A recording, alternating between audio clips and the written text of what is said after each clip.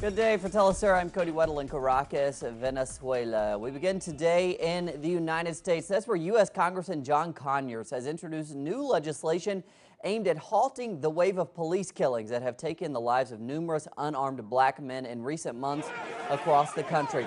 Now, the legislation is called the End to Racial Profiling Act of 2015. It was prompted following yet another case of police violence in the United States. Protesters have been sparked by the death of Freddie Gray, who died from spinal injuries after being apprehended by Baltimore police officers.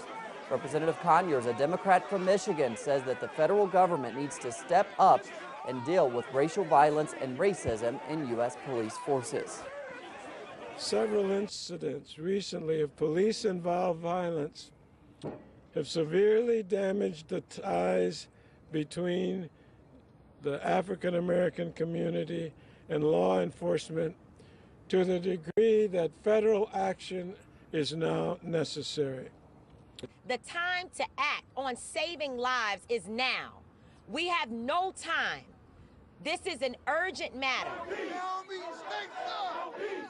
And as legislation is introduced in Congress, protests continue to swell in Baltimore over the killing of Freddie Gray. Protesters have expressed outrage over the death of Gray, as well as the Baltimore Police Union that has compared the demonstrations to a lynch mob.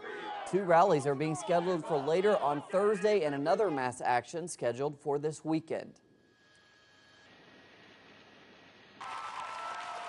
And the family of slain African-American teen Michael Brown is suing the city of Ferguson, Missouri in a wrongful death civil suit. Major protests were held in the United States and around the world after Brown was gunned down by a white police officer in August last year. He was suspected of stealing a pack of cigars. Witnesses claimed he had his hands raised when he was shot. And let's take a look now at a list of some of the more prominent cases of African Americans who have been killed by police officers in the United States in recent months. We begin on July 17, 2014. Eric Gardner dies after being strangled by a New York City police officer for allegedly selling cigarettes. The officer who killed Gardner was then exonerated of any wrongdoing. Then to August 9, 2014, unarmed Michael Brown was gunned down by white officer Darren Wilson in Ferguson, Missouri. Wilson was also exonerated of any wrongdoing. November 22, 2014, police shoot and kill 12-year-old Tamir Rice in Cleveland, Ohio. The officer who shot Rice had been previously deemed emotionally unstable and unfit for duty. April 2, 2015, Eric Harris is fatally shot by Robert Bates, an insurance executive accompanying police as a so-called reserve deputy. Bates killed Harris after mistakenly firing his gun instead of his taser. Then we go to April 4th, 2015. Unarmed Walter Scott is shot dead in the back by a North Charleston, South Carolina police officer following a traffic stop.